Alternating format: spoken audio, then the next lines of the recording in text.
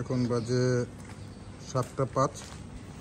এটা আমাদের গাড়ি বর্ডার পর্যন্ত যাওয়ার, হোটেল থেকেই ঠিক করে দিছে। এখন আমরা এখানে আমাদের নাস্তা সারবো পানসিন রেস্টুরেন্টে, আমাদের কমপ্লিমেন্টারি ব্রেকফাস্ট। তারপর আমরা রওনা হব। 6টা বাজে বেরোবো বলে 7:30-এ বের হয়েছি। মেঘালয় যেতে হলে সিলেটের তামাবিল বর্ডার হয়ে যেতে হয় এবং এজন্য ইন্ডিয়ান ভিসাতে ডাউকি বর্ডার উল্লেখ করতে হয় অ্যাপ্লিকেশনের সময়। যাই হোক, আমরা যখন চেরাপুঞ্জির উদ্দেশ্যে রওনা দিয়েছিলাম তখন সিলেটে প্রচুর বৃষ্টি হচ্ছিল এবং ওয়েদারটা অনেক সুন্দরও ছিল, খুব ঠান্ডা একটা ওয়েদার ছিল।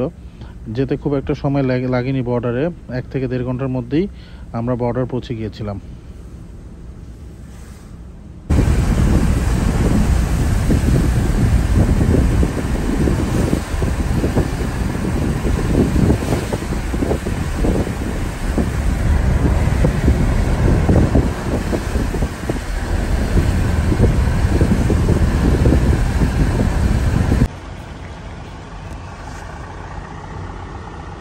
সকাল 9:25, বাংলাদেশের শেষ সীমানায় এবং ইন্ডিয়া বাংলাদেশ ফ্রেন্ডশিপ গেটের সামনে আমার জন্মভূমিকে ছেড়ে যাচ্ছি মেঘালয়ের উদ্দেশ্যে।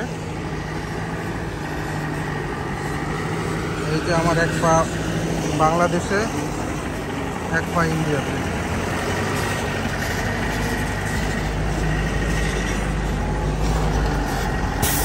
ইন্ডিয়া, এটা বাংলাদেশ।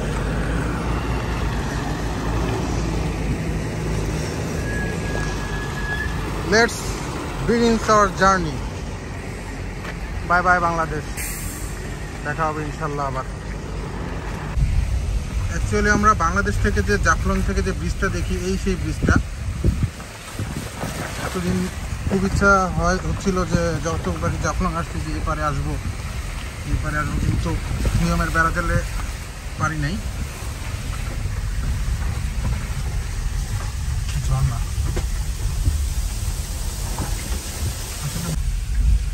এই যে আমাদের উঙ্গট রিভার, আমাদের বাংলাদেশ থেকে এটাই দেখতাম, এই ব্রিজটাই দেখতাম এতদিন। এটা হচ্ছে উঙ্গট ব্রিজ এবং নিচে হচ্ছে উঙ্গট নদী, ওটা আমাদের জাফলং। ও যে আমাদের দেশ।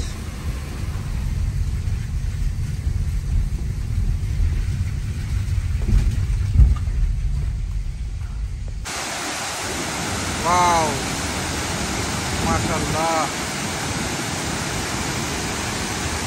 ঢাকার তপ্ত গরমে জীবন দুর্বিষহ হয়ে যাওয়ার মতো অবস্থা ছিল। মেঘালয়ে আসার পর এরকম একটি ঝর্ণা, যেটা আমি আমার জীবনেও এরকম সুন্দর ঝর্ণা দেখি নাই, এবং বাংলাদেশের এত কাছে এত সৌন্দর্য অপেক্ষা করছে আমাদের জন্য কখনো ভাবতেও পারিনি। আসলে এটা ভিডিওতে বোঝানো সম্ভব না, মানে এর বিশালতা এবং এর সৌন্দর্য, এটা আপনারা যারা আসবেন তারাই বুঝতে পারবেন এটা সৌন্দর্যটা কীরকম।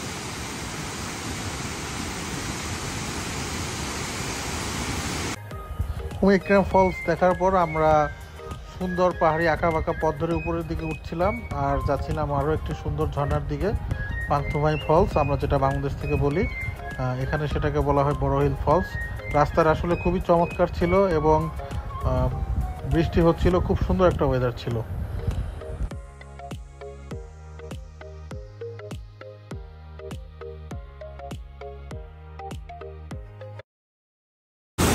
This is Panthumai. আমরা যাকে পান্থুমাই বলি এখানে, সেটা বড় হিল ফলস। दीदी ये कितने का है? 100। और ये छोटे वाला?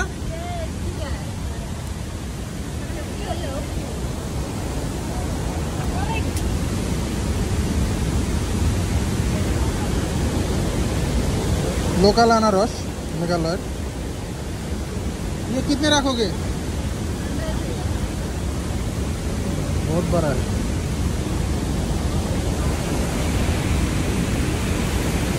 ये अच्छा नहीं है, ये भी अच्छा नहीं है। ये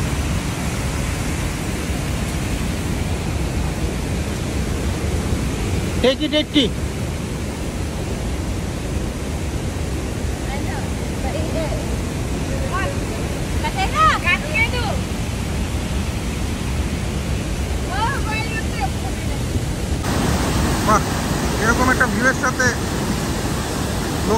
পাইনঅ্যাপেল।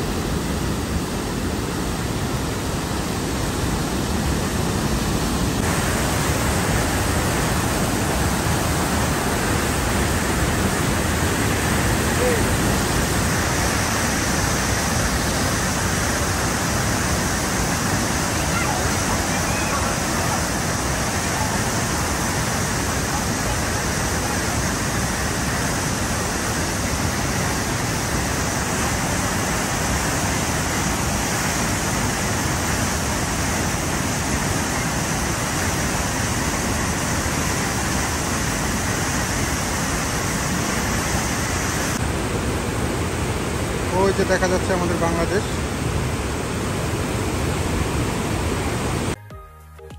বড় হিল ফলস দেখার পর আমরা মাওলিনং ভিলেজের উদ্দেশ্যে রওনা হলাম, যাকে এশিয়ার সবচেয়ে ক্লিন ভিলেজ বলা হয়। এবং আমরা যতই উপরের দিকে যাচ্ছিলাম, মেঘালয়ের মেঘ আমাদের আলিঙ্গন করে নিচ্ছিল।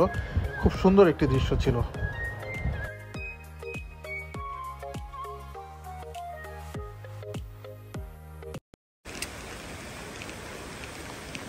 এখন আছি মাওলিনং ভিলেজে। মাওলিনং ভিলেজে আজকে আমরা আমাদের লাঞ্চ সেট করলাম, এখানে লাঞ্চ করছি। এখন আমরা লিভিং রুট ভিলেজ থেকে যাবো। এখানে প্রচুর বৃষ্টি হচ্ছে, প্রচুর বৃষ্টি বলার বাহিরে। এই কয়েকদিন নাকি এখানে কোনো বৃষ্টি হয়নি, গত কয়েক দিন, বাট কালকে রাত থেকে অনেক বৃষ্টি হচ্ছে, যার কারণে আমাদের একটু সমস্যা করতে হচ্ছে। তারপর খুব ভালো লাগতেছে। আর এদিক আমরা এখন আছি সাউথ এশিয়ার সবচেয়ে cleanest village, Mawlynnong village, awarded, পুরস্কারপ্রাপ্ত। খুব সুন্দর। আসলে ক্লিনেস্ট ভিলেজ যে বলা হয়, কেন বলা হয় এটা এখন এসে বোঝা যাচ্ছে। কোনো ময়লার কোথাও কোনো ময়লা ফালানো নেই, এবং নির্দিষ্ট এরকম ঝুড়ি আছে, তারা ঝুড়িতে এরকম তাদের ডাস্ট ফেলে।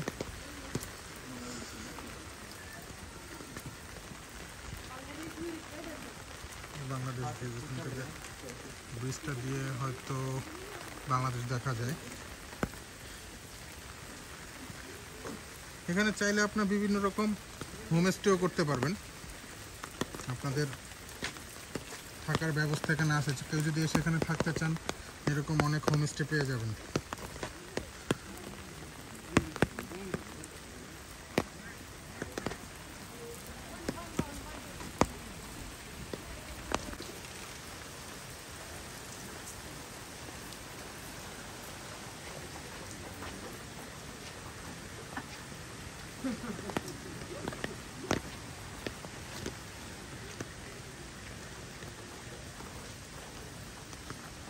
ছিমছাম গোছানো একটি ভিলেজ।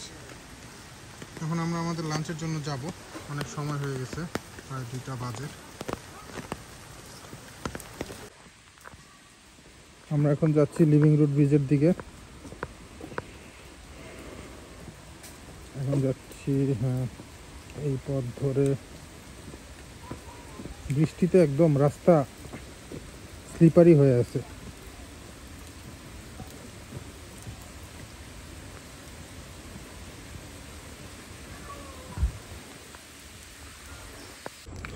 অনেকটুকুই নামতে হইতেছে, সামনে অনেকটুকু নামতে হবে। এদিকে রেস্ট নেওয়ার বেঞ্চ করে দেওয়া হয়েছে। এই জিনিসটা একটু ভালো করছে। এখানে কেউ যদি টায়ার্ড হয়ে যায় বা রেস্ট নিতে চায়, রেস্ট নিতে পারবে।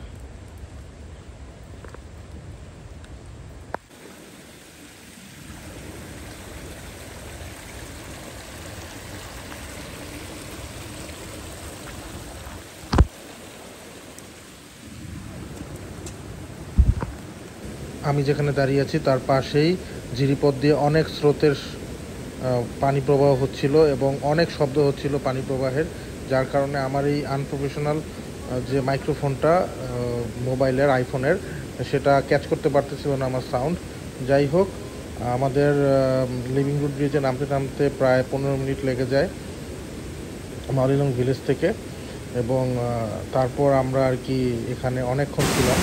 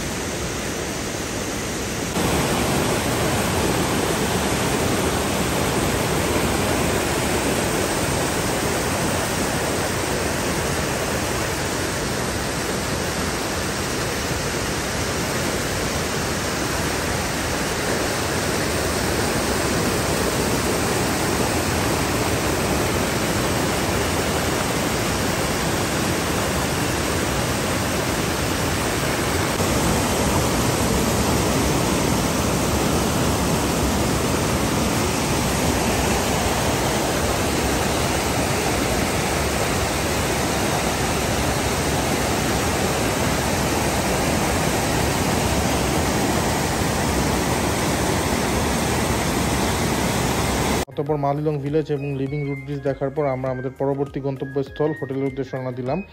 আমাদের সাথে আমাদের যে ড্রাইভার ছিল ওনার নাম ছিল সিনড্রপ এবং সে একজন খুবই স্মাইলি এবং ফ্রেন্ডলি বিহেভ ড্রাইভার ছিল এবং তার নাম্বারটি আমি আমার ডেসক্রিপশনে দিব। আমার যারা বন্ধুবান্ধব আমার এই ভিডিওটা দেখবে অবশ্যই সে তাকে ফোন দিলে সে অবশ্যই অনেক কোঅপারেট করবে মেঘালয় ট্রিপের ব্যাপারে। যাই হোক, আমাদের যতটা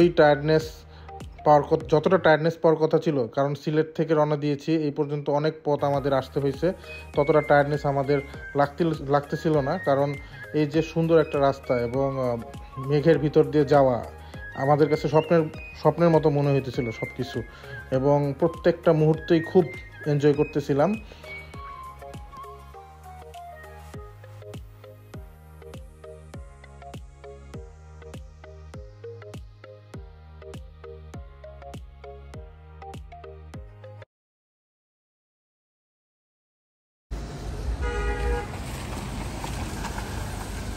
একটা ভিউ পয়েন্টে থামলাম, এখান থেকে দেখা যাচ্ছে কিনা আমি জানি না, প্রায় সন্ধ্যা হয়ে গেছে, একটু পরই আলো নিভে যাবে। অল্প কিছুক্ষণের জন্য আমরা এখানে থেমেছি, গাড়ি থামিয়েছি।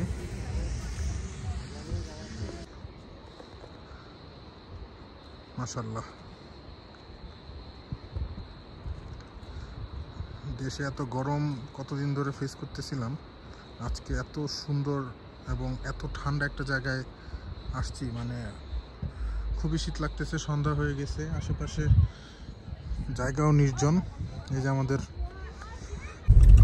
যাচ্ছি তো যাচ্ছি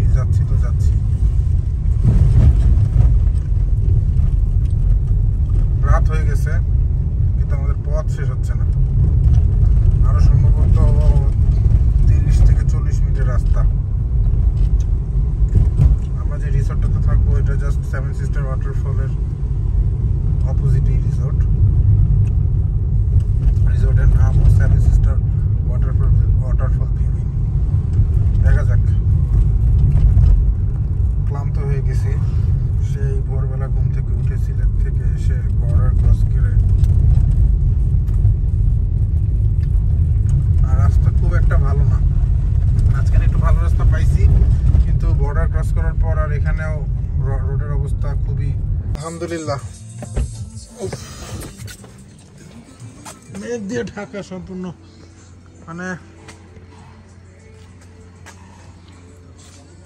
আমাদের রিসোর্ট।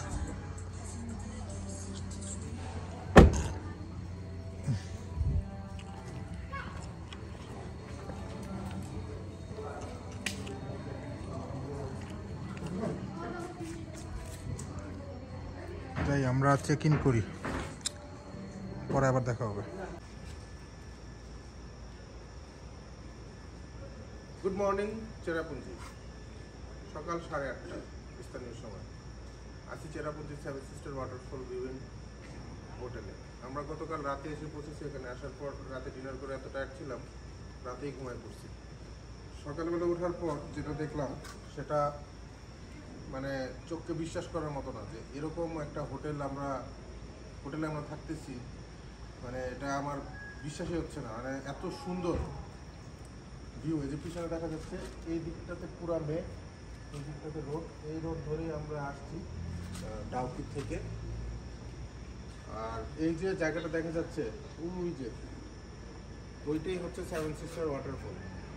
মেঘের জন্য দেখা যাচ্ছে না, এবং সবাই এখানেই আসে, সবাই এই জায়গাটাতেই আসে, এই জায়গাটাতেই এসে সবাই এনজয় করে। এবং আমি এই রিসোর্টটা প্রায় অনেক আগে বুক করছিলাম, মে মাসে বুক করছিলাম জুলাইয়ের জন্য, কিন্তু পরে সিলেটের বন্যা পরিস্থিতির জন্য আসা হয় নাই।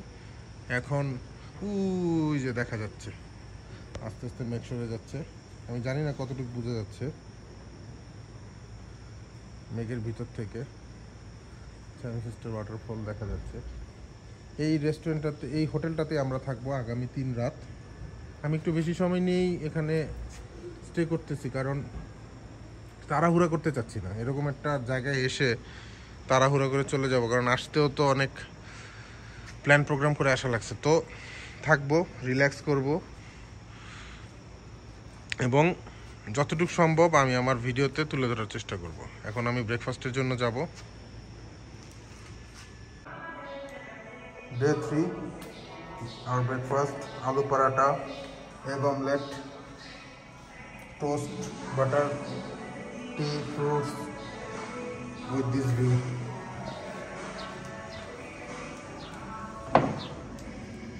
সুখবর হচ্ছে একটু একটু করে দেখা যাচ্ছে সেভেন সিস্টার, দেখা যাক কি হয়। ওই যে